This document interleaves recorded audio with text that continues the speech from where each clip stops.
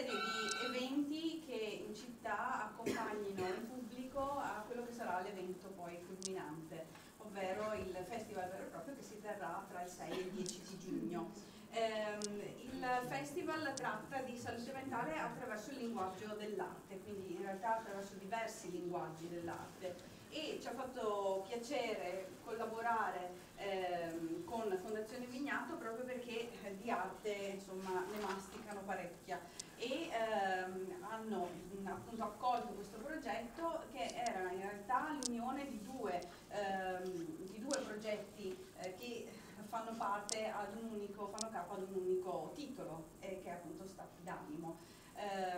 Manuela Piccardo, che è la mia collega all'interno proprio del team dell'organizzazione del festival, tirerò un po' le fila, no, della serata in qualche modo, esatto, presentando chiaramente il lavoro che vedete qui esposto di Paolo Rinaldi, che appunto è un lavoro di illustrazione a corredo del libro scritto invece da Beniamino Sidotti, e il dialogo avverrà appunto tra Beniamino Sidotti e il dottor Giuseppe Vignato proprio per parlare di stati d'animo. Ecco, io vi ricordo semplicemente altre due cose, che appunto noi stiamo portando avanti diversi appuntamenti che quindi li potrete seguire con molta facilità, prendendo anche come promemoria i Debian che sono sparsi in giro, sia per quanto riguarda la cartolina di stati d'animo e anche Visioni della mente, che è una delle tante attività che portiamo avanti, una sorta di cineforum sempre sul tema della salute mentale. E lì troverete appunto il nostro sito, che è appunto www.gli-stati-della-mente.com, dove raccogliamo anche sotto un calendario molto facile insomma tutti gli eventi da qui al 10 di giugno. E se avete piacere anche di sostenere un'iniziativa che viene portata avanti anche con grande impegno, con una piccola donazione, Fondazione Vignato ci accoglie anche per questo, ci appoggia anche per questo. Lì c'è una bulla con delle spillette, anche potete portare con voi questo ricordo del festival lasciando una piccola donazione, e vi ringraziamo naturalmente per il sostegno. Lascio la parola adesso a Manuela. Molte parole. Ciao a tutti, intanto grazie a tutti, dicevo un po' ridendo che il Paese della Generosità, Vignato, ci ospitano questa sera, ospitando il festival e ci danno la possibilità tra l'altro di incrociare con Beniamino Sidotti e Paolo. Un po' la battuta era stati d'animo incontra stati della mente, no? Un derby. Esatto, è un derby. Allora, l'incontro con il libro di Beniamino, illustrato da Paolo, secondo me nell'abbinamento perfetto. Poi se avete modo di sfogliare il libro, oltre che vedere le tavole, dà proprio un'emozione, no? E Beniamino inizia così, nell'introduzione gioca sul termine emozione, che diventa poi un po' l'ispirazione, no? Da qualcosa che è in moto a qualcosa che sta, quindi dal moto allo stato, no? E su questo si gioca il libro Stati d'animo. A me è piaciuta l'immagine che ne è venuta fuori, che è la mia, molto personale, in parte forse ricalca l'idea che ha avuto Beniamino, in parte no, ma è giusto che sia così, di una vera geografia, un po' di un mappamondo, di un planisfero, anzi diciamo, dove gli stati d'animo sono stati o regioni e ci si può spostare da uno all'altro in un modo che peraltro è indicato nel testo come suggerimento, quindi lui dà delle direttrici, dà delle indicazioni, però si può anche decidere di saltarli e di passare da uno all'altro, di essere anarchici, impulsivi, di muoversi come si vuole, no? Sì, collerici, esatto. meditabondi. E allora ci dicevamo, ma gli stati della mente rispetto agli stati d'animo, dove stanno? No? E questa è un po' la domanda che mi facevo oggi venendo, gli stati della mente e gli stati d'animo, come dialogano? Adesso lo scopriremo, poi faccio prima un passo indietro, sì, così, perché per ora... Allora, praticamente quello che ho fatto scrivendolo è immaginare ogni emozione come se fosse un luogo fisico, per cui non descrivere più la rabbia come una serie di cose che capitano al nostro corpo, ma proprio come un luogo che a un certo punto attraversiamo. Non è più la rabbia che ci attraversa, ma siamo noi che la attraversiamo. E questa è l'idea di base, ed è una idea che mi sono preso la briga di scrivere, cercando anche di usare delle cose che erano emozioni o sono emozioni soltanto per me, per cui ci sono sono io che ho deciso che sia un'emozione o un sentimento. Non è un catalogo, però per esempio il libro si apre con Silenzio, ve lo leggo così poi dopo continuiamo un po' a chiacchierare, ma almeno avete un assaggio di quello di cui stiamo parlando, perché se no davvero a volte si corre questo rischio, no? Di parlare facendo finta di sapere qualcosa che magari voi non avete avuto ancora occasione di leggere. Quindi Silenzio. Dopo 10 giorni di cammino i rumori si sono rarefatti, poi attutiti, infine sono cessati del tutto. Sotto i grandi alberi le foglie non scricchiolano, ma cascano lente, muovendosi nell'aria silenziosamente, come stelle, come fiocchi di neve. Poi si appoggiano al terreno, in pile ordinate, e a calpestarle non scricchiolano le foglie. I potenti rami degli alberi non si rompono, ma si piegano se li si sforza, si flettono senza produrre schiocchi e rumorose rotture. L'aria è intrisa di silenzio. Pure le genti di qua non parlano, sono amichevoli e glielo si legge nello sguardo, negli occhi divertiti o partecipi, ma non parlano. Stamattina è successa una cosa particolare. Sono arrivato in una radura, intorno all'ora di pranzo, dove diverse persone erano sedute, composte, ad aspettare qualcosa. Con un gesto mi hanno invitato a sedermi e io l'ho fatto. Piano piano la radura si è riempita di persone. A un certo punto, come a un suono convenuto, ma nel silenzio, si sono formate delle coppie, mentre altri sono rimasti ai lati, seduti. Le coppie al centro hanno iniziato a ballare, silenziosamente. Qualcuno ha invitato anche me, gli occhi che ridevano, il volto coperto, e ho ballato, nel silenzio, perfettamente. Ecco, questo era per darvi un assaggio. Sono 25 cartoline, che chiamo, e cartoline perché sono raccontate e poi illustrate. Silenzio, per esempio mi pare che sia là dietro, da questa parte. Scusami, proprio esatto. Silenzio è così illustrata. Sono 25, sono tutte, come avete letto, scritte in prima persona, indirizzate a qualcuno, perché è così che si fa con una cartolina, e si possono leggere in maniera articolata e diversa, ma questo era solo un assaggio. No, è un assaggio ed è fondamentale, perché partiamo dal presupposto di conoscere il libro, giustamente. Esatto. Mentre giustamente le persone no. Esatto, no? E ti spiego un'altra cosa che qui accennava Manuela prima, cioè io do delle indicazioni, il libro si può leggere come tutti i libri nell'ordine in cui è stato stampato, oppure io suggerisco che non solo Il Paese da Silenzio si può passare a fantasia, che è l'ordine in cui è stampato, ma suggerisco che ci siano 3 direzioni che partono dal Paese di Silenzio. E non è detto che si possa andare e poi tornare indietro, ma da Silenzio si può andare nel Paese di Purificazione, in quello di rabbia o in quello di paura, perché come sappiamo ci sono silenzi carichi di rabbia, silenzi carichi di paura e anche silenzi invece di purificazione. Ed ecco che a seconda del modo in cui noi abbiamo attraversato quello stato decideremo di andare in una o in un'altra delle nazioni confinanti. Questo è anche per spiegare quell'idea del planisfero cui accennava Manuela prima.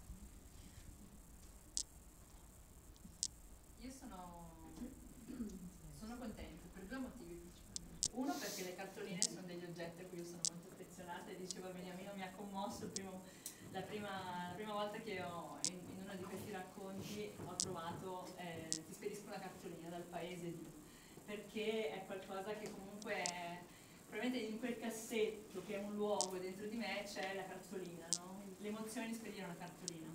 E quindi forse dobbiamo aggiungere uno stato d'animo per spedire la cartolina. E poi perché una cosa a cui tenevo a dire rispetto anche al legame tra stati d'animo e stati della mente, al di là del gioco di parole che magari dopo andremo a approfondire, è proprio il fatto che Beniamino parte da un'idea che in qualche modo è legata all'arte, non solo perché appunto il libro è impreziosito dai collage di Paolo, che adesso magari ci racconta anche due cose sul perché di questa scelta, ma perché gli stati d'animo sono descritti sotto una forma che ha qualcosa di contemplativo. Allora, stati della mente sceglie l'arte come lente sotto cui affrontare il tema della salute mentale.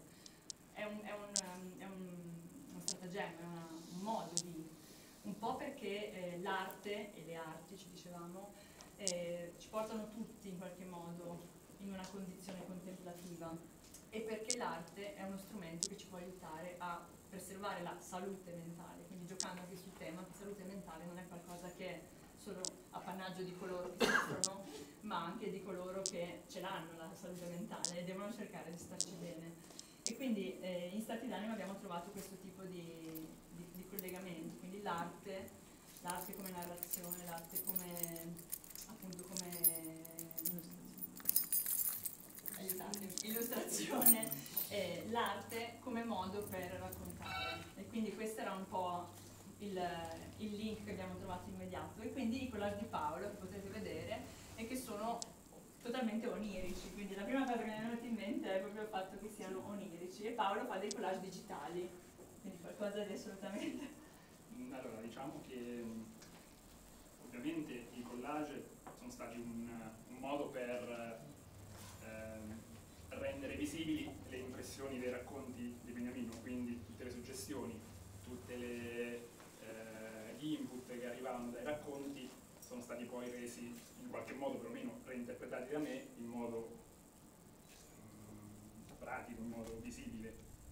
Però oltre a questo c'è stato anche un discorso di casualità, perché la progettualità dell'illustrazione è stata in qualche modo vincolata dagli archivi da cui ho pescato queste immagini, quindi oltre al discorso surrealista, quindi di onirico, appunto come dicevi tu, delle illustrazioni, c'è stata anche questa interpolazione con la casualità. A volte anche le emozioni sono causate dal caso, insomma, perché non sempre, no, progettiamo, riusciamo a avere il controllo su quello che ci succede intorno.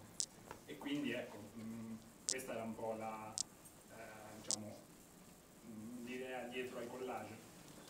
A livello prosaico il collage è venuto fuori dal fatto che io non so disegnare, quindi è stato anche un escamotage per Rima. Esatto. Collage, escamotage. E quindi è stato anche un modo per sperimentare delle tecniche nuove. Io faccio il grafico, quindi diciamo non ho una dimestichezza con il disegno, ma per mancanza mia personale, quindi il discorso di assemblare, di rendere qualcosa su carta, di proprio comporre una composizione dell'immagine è qualcosa che fa parte della mia formazione, ma non a livello di disegno. Quindi appunto ripeto, è stato un bel escamotage cercare delle immagini che potessero rendere visibile ciò che io ho trovato nei racconti. Poi hai attinto da delle fonti piuttosto importanti, insomma, appunto le fonti di archivio, se posso permettermi, da cui Paolo insomma, ha preso spunto, ma anche effettivamente immagine, quindi ha giocato con delle iconografie notevoli, insomma, sono due archivi che sono stati messi a disposizione del pubblico in maniera gratuita e sono appunto della National Library di New York e della Public Library di New York e del MET, del Metropolitan Museum, per cui insomma anche con veramente grande varietà, no? Di soggetti, di immagini che attraversano anche i secoli, per cui insomma la varietà è anche data da questo, no? Sì, sì, diciamo che le immense collezioni sia della biblioteca di New York che del Metropolitan Museum da alcuni anni hanno iniziato a digitalizzare, a scansionare tutti i loro giganteschi archivi, che poi vanno veramente da materiale pubblicitario di metà 800 a delle collezioni addirittura dei dipinti di Klee, quindi cose molto eterogenee. Sì, potete averne un assaggio sempre per parlare di qualcosa che si può vedere con la menzogna, che è là, in cui c'è proprio una cancellata e una decorazione, un elemento architettonico dell'Ottocento che si fonde con elementi del museo, della pubblicità, della cartolina, tutte le cose di cui sta parlando adesso Paolo. Addirittura la cancellata veniva da un catalogo appunto di un fabbro newyorkese o comunque americano che metteva appunto nella pagina tutti i vari tipi di cancelli, di grate che produceva, quindi sì. Oltre appunto poi dipinti, ovviamente la biblioteca era più indirizzata verso un discorso di immagini quasi effimere, nel senso che ci sono sia stampe appunto ma anche pubblicitarie, vecchie xilografie, serigrafie, incisioni. Invece il discorso del MET è più sul reperto archeologico, quindi magari tutti, anche per esempio in Invidia ci sono dietro alle varie torri tutti i pupazzetti che poi in realtà sono degli idoli Maya che fanno parte del loro catalogo e che io ho recuperato, ecco.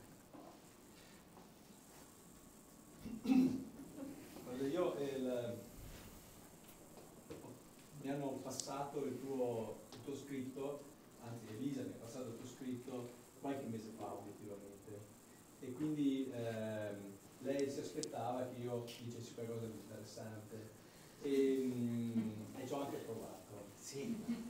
E in realtà trovo che l'idea che più mi è piaciuta è proprio questo passaggio da un'idea di emozione ex novo, cioè una cosa che mi passa attraverso o che io passo attraverso, emozione, è un tema invece che è quello dei sentimenti, quindi l'idea di una emozione che si fonda su un'esperienza di vita, e la sua rappresentazione dei vari sentimenti, tutti questi, come vedete, questa carrellata importante.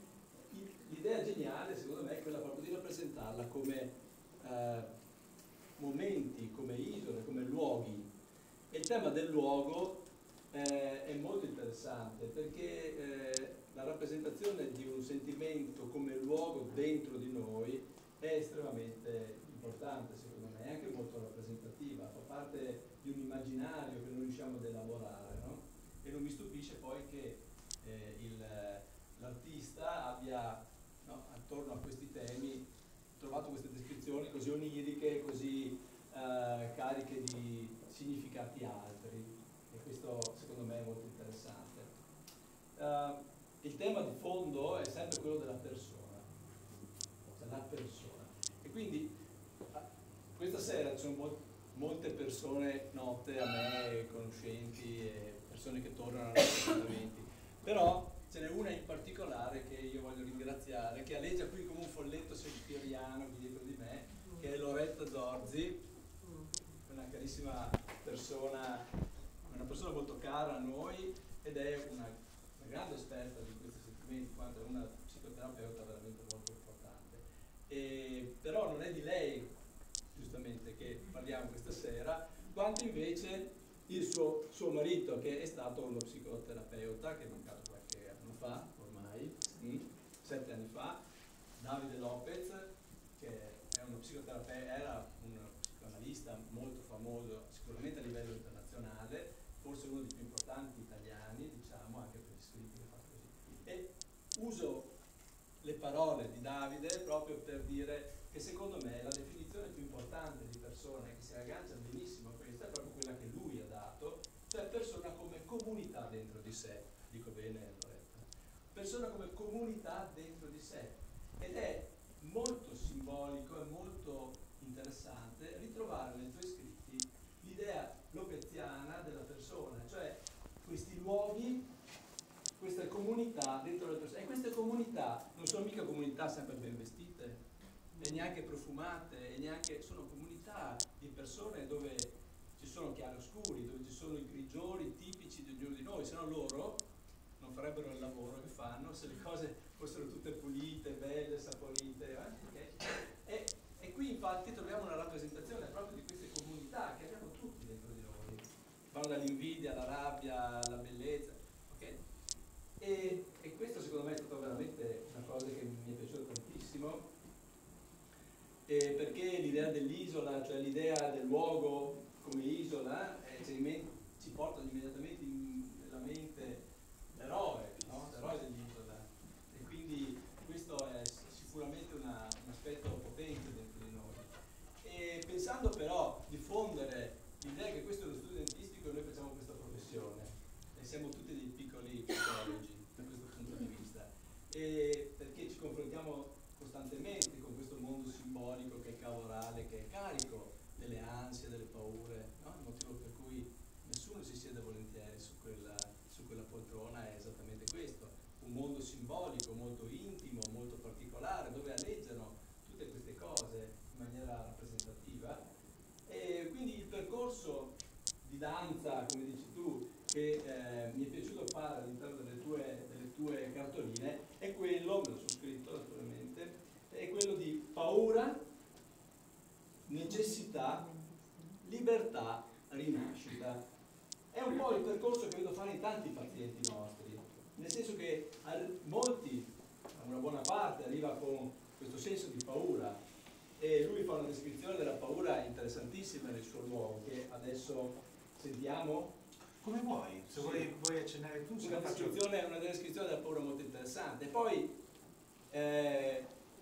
questa persona che vive in quel momento il luogo della paura, magari incontrando un odontoiatra, un medico che forse non conosceva fino a quel momento, e al quale però deve mostrare, dare una parte intimissima di sé,